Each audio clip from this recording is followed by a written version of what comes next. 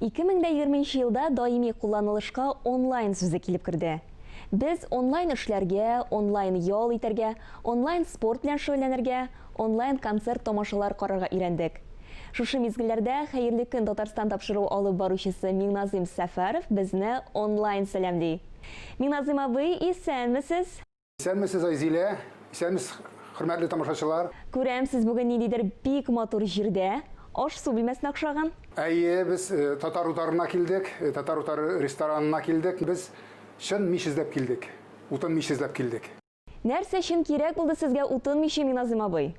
Беләсезме, бөтен ризыкларны да әби бабайлар безнең утын мичендә пешергәннәр. Әлбәттә, хәзер утын мичләр инде алар архаизм дип әйтергә була, алар авылда калмадылар, ләкин утын мичендә пешкән ризык бөтенләй икенче була. Шуңа күрә бүгенге бәйрәм ризыгын мин нәкъ мичтә пешергә дип, ягъни ният белән килгән идем.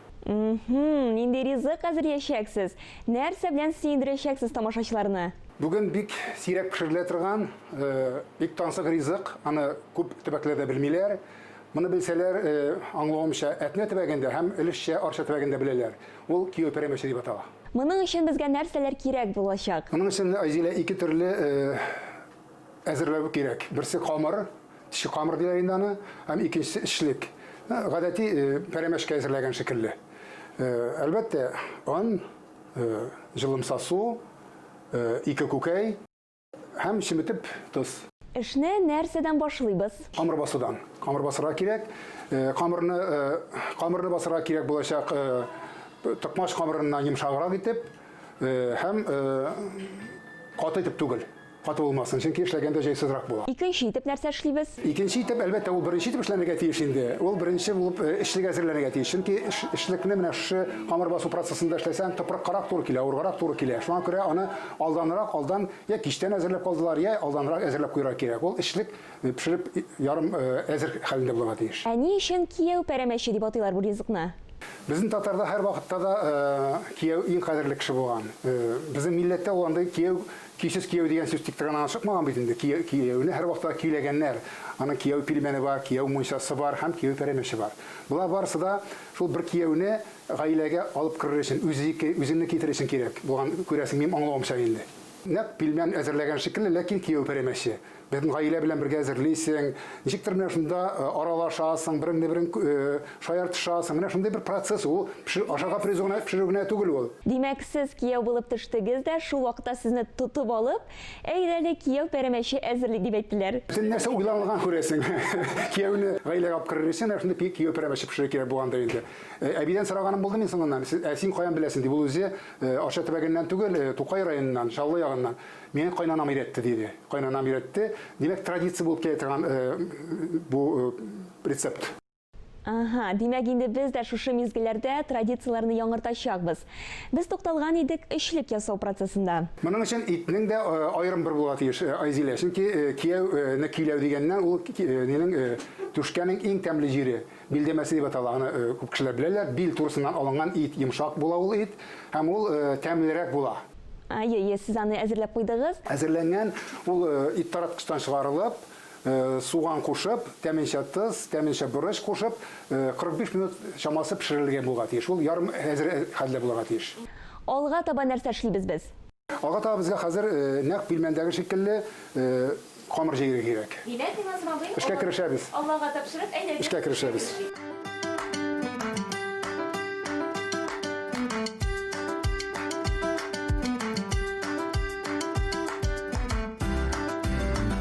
Камырны җыеп бетердегез, хәзер нәрсәләр эшлибез?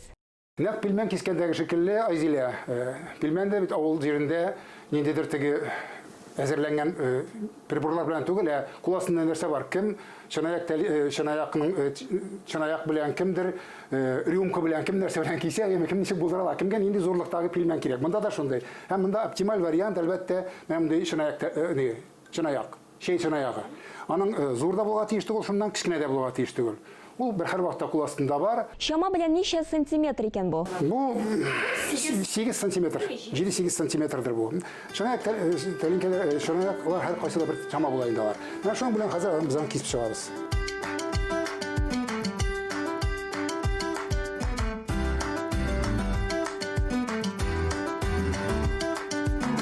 хәзер менә бу түгәрәкләрдән ясарга кирәк савытлар.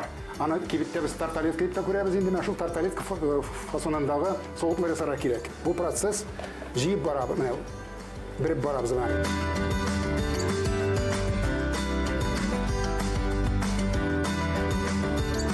Менә шундый савыт килеп чыга. Шул савытларга соңыннан эшлек салып, менә пәрәмәч менә шундый зорлыкта, менә шундый була. Менә шуны ясаганда һәркем әлбәттә үзенең осталыгыннан, кемдер тигез ясый, кемдер кемдер бик барып чыкмый. Иҗат бит инде, шулай ук иҗат, әйе.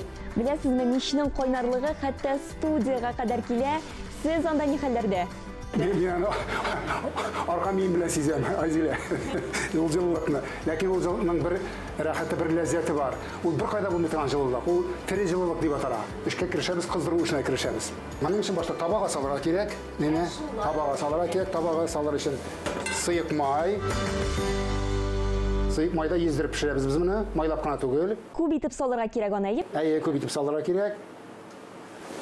Әлбәттә батырлык булмасын инде, ләкин ездереп итәләр инде. Май җитәрлек булырга тиеш. Һәм менә шунда тезеп чыгабыз ул ниләрне. Савытларны.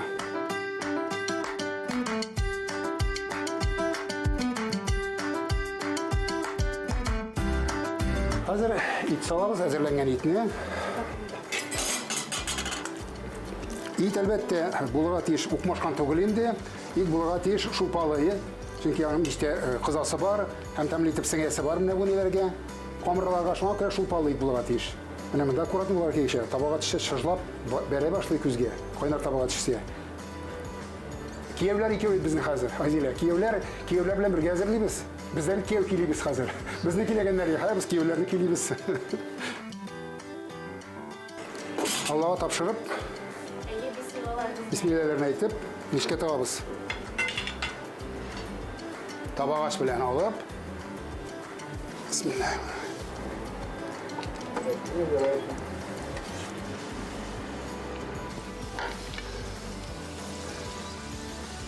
Йөзе килде.